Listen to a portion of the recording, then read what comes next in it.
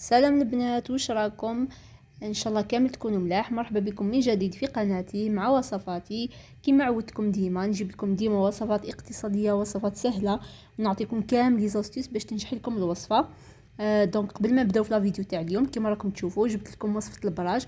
بزاف بنات ما نجحوا لهمش البراج، كل وحده كيفاه ديرهم، ولكن هذو هما الاساسيات تاع البراج باش ينجحوا لكم. دونك تابعوا معايا الفيديو للاخير تعرفوا كيفاش ينجحوا لكم البراج، وان شاء الله تسيو الوصفه تاعي وتنجح معاكم. على بالي راح تنجح معاكم. تبعوا فقط الخطوات، شوفوا كيف قاعدين يتفتتوا، يعني وصفه ولا اروع. بالسين ملاح، وفي البنه ايضا رائعه رائعه الوصفه تاع اليوم. نتمنى كامل تجربوها وتعجبكم الوصفه. قبل ما نبداو في الوصفه نقول لكم حباباتي اللي اول مره تشوف قناتي نقولها مرحبا بك في قناتي. ديري اشتراك في القناه وفعل الجرس باش يوصلوك كامل الوصفات، واكيد جامل لا فيديو باش يلحق الناس كامل. ومتتبعاتي نقول لكم مرحبا بكم مره اخرى في قناتي. نقول لكم ما تنسوش لايك لا فيديو باش يلحق الناس كامل. كما قلت لكم دوك تشوفوا معايا المقادير تاع الوصفه تاع البراج. ان شاء الله من اليوم تعودوا كامل ديروهم وينجحوا لكم. كما راكم تشوفوا معايا انا ندير 3 كيلات سميد يكون من نوعيه رفيعه. انا استعملت كنزه. 3 كيلات سميد مع كيله مارغرين ونزيد لها شويه زيت. يعني الكيله تاع المارغرين، عفوا الكيله تاع المارغرين قيس الكيله تاع السميد ونزيد لها فقط شويه زيت، ونزيد 3 مغارف تاع فرينه، وشويه ملح اكيد باش ما تكونش العجينه تاعنا مسوسه. دونك نخدمهم مليح مليح مليح بيديا. شوفوا نخدم مليح ونشوف نهز هذيك العجينه في يدي ونشوف حتى تتكور. هنا مازال ما لحقتش الماء، نخبطها هكا في يدي. بعد ما نشوف هكا تكورت يعني راهي تخدمت مليح العجينه تاعي، وتشربت مليح تبست مليح. دونك هنا واش نزيد الحليب. عندي نص كاس حليب. نبدا نلم في العجينه. نزيد نص كاس حليب ونزيد كاس تاع ماء، ماهوش ما كامل، نص كاس ماء مع نص ماء زهر. دونك نخلطهم مع بعضهم. نبدا بالحليب، نبدا نلوح شويه في الحليب. نص كاس حليب كما قلت لكم هو اللي يعطي لي هذيك الحموريه هذيك البنه في البراج تاعي. ومن بعد نبدا نلم بالماء والماء زهر. دونك انا ما نعجنش هنايا في المرحله هذه، ما نعجنش نهائيا، فقط نلم برؤوس اصابع تاعي. العجينه كما راكم تشوفوا هنا راهي تبان لكم باللي شويه جاريه، ولكن راهي جات سوا لانه السميد تاعي راهو يشرب بزاف. انا استعملت هنا سميد كنزه يشرب لي بزاف. هنا راهي تبان شويه جاريه ولكن جات مليحه. دونك هنا نحطها ما نحطهاش ترتاح.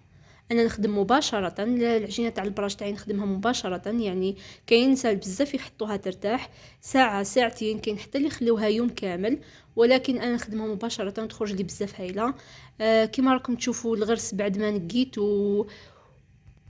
كيتو، واكيد حتى الغرس يلعب دور. نوعيه الغرس تلعب دور في البراج، لازم يكون من نوعيه مليحه.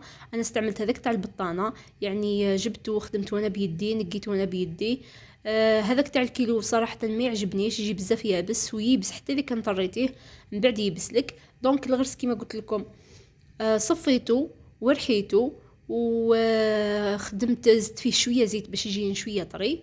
دونك هنا العجينه تاعي بعد ما قسمتها الى زوج قرصات هكا يكونوا متوسطين، نحل القرصه الاولى نعاود نحط فوقها الغرس ونزيد القرصه الثانيه. ما تخافوش هنا العجينه لانه ما عجنتهاش اكيد راهي تفتت هكا باش تجيني من بعد مبسه وتفتت، راهي ماهيش معجونه نهائيا. ما يتحلت لك هنايا ولا تفتتت عادي، عاودي سويها باصابعك فقط. دوك تشوفوا كي نهزها راهي تفتت، نعاود نسويها وتخرج عجينه، يعني يخرجوا براج ولا اروع. نتمنى حباباتي تجربوهم. دونك هنمشي شويه لانه مبسه مليح راهي قاعده تفت معايا. هذه هي العجينه تاع البراج، هكا تكون، لازم هكا تكون، ما تكونش يابسه كيما الرخسيس كيما كنديروا الرخسيس، لازم تجي تتفتت لانها مبسه مليح. واذا عجنتيها اكيد ماهيش راح تخرج لك مليحه، لازم ما تعجنيهاش. شوفوا هنا راهي قاعده تفتت معايا، ولكن دوك نسويها وتخرج بزاف هايله. كما قلت لكم العجينه تاع البراج اذا كان عجنتيها بزاف دلكتيها بزاف راهي ما تخرجلكش مليح. البراج ما العجينه تاعهم ما تددلكش، تستخدم برؤوس الاصابع فقط هكا باش يجيوك البراج تاعك ملاح مبسين وملاح. اذا كانت تعجنت راهي ما تخرجش مليحه نهائيا. دونك هنايا نعدل بيدي ونعاود نحلها بالحلال الى السمك يعني المط اللي نبغيه. ما نديرهمش البراج، ما نديرهمش رقاق بزاف باش ما يبسيوليش من بعد، وما نديرش العجينه خشينه بزاف. انتي تحلي بالحلال وتشوفي عينك ميزانك كيما نقولوا. انا هنا نكمل نحلها مليح ومن بعد نبدا نقطع ونطيب على الطاجين. اكيد الطاجين تكون النار تاعو قليله ماهيش قويه بزاف، تكون من متوسطه الى قليله على حسب الطابونه تاعك قويه ولا ماهيش قويه. انا نطيب في الطاجين تاع الشخشوخه، كاين يطيبوا في المقله ولا يطيبوا فوق الكوزينير. انا نطيب في الطاجين تاع الشخشوخه فوق الطابونه هكا باش يكفيني.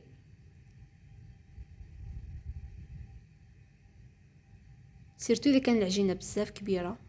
دونك كيما راكم تشوفوا معايا انا نكمل نسويها كيما هكا ومن بعد نبدا نقص. دوك تشوفوا كي نبدا نقص تشوفوا الحبه تاعي كيفاه جات. وطبعا بعد ما نطيبهم هذيك الريحه وهذيك البنه تاع البراج خرجوا بزاف هايلين.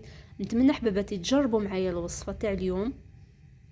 كيما قلت لكم بزاف نسا ما يعرفوش ما يجيهمش البراج تاعهم ملاح. شوفوا هي طريه، مازالت العجينه طريه لاني طريت شويه العجينه، ولكن بعد راهي تجي مليحه لانها مبسه مليح ومخدومه مليح، خدمتها مليح بيدي. شوفوا الحبه تاعي ما جاتش خشينه بزاف وما جاتش ثاني رقيقه بزاف.